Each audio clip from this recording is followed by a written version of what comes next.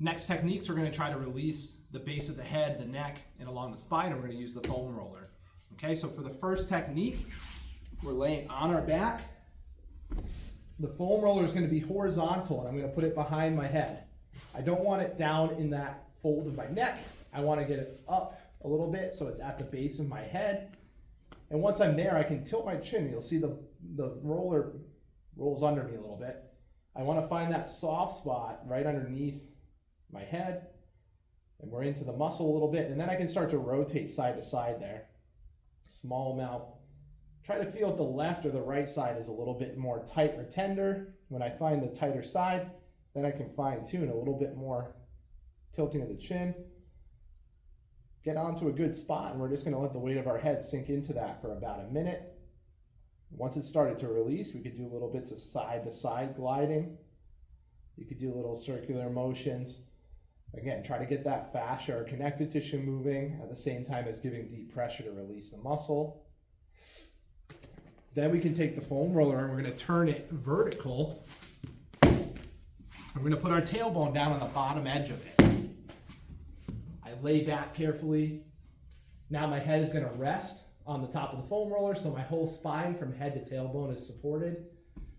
Feet are planted, knees apart, so I've got stability. Backs of the hands go on the mat. And we're going to lay here and let the foam roller dig into our spine a little bit. Get that deep pressure to start releasing our muscles along our spine. We're also using the foam roller as a fulcrum so your chest muscles can stretch and your chest can open up. When you feel that you've relaxed after a minute or two, backs of the hands stay on the mat, and we're going to start to circle up and over and do a snow angel movement here. If you get to a certain point where your hand lifts off the mat, don't go higher than that, just stop there. Give it a moment, come back down. Try to go a little bit higher the next time. If you can, keep the hands on the mat. We go all the way overhead and back down, about 10 repetitions. Then we can use the foam roller to release the thoracic spine or the upper back. So I turn it horizontal again. I lean back on it. And I'm going to get right to the bottoms of my shoulder blades. From here, my hands go behind my head.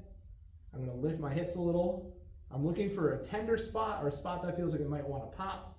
Once I'm there, my hips settle back down and I can extend and back up. And I can do about 3 repetitions on that spot. Extend, come back up. When I've done 3, I can lift my hips, roll up and down, find the next tight spot, same thing. We're going to keep it in the upper back. We don't really need that deep pressure on the lower back.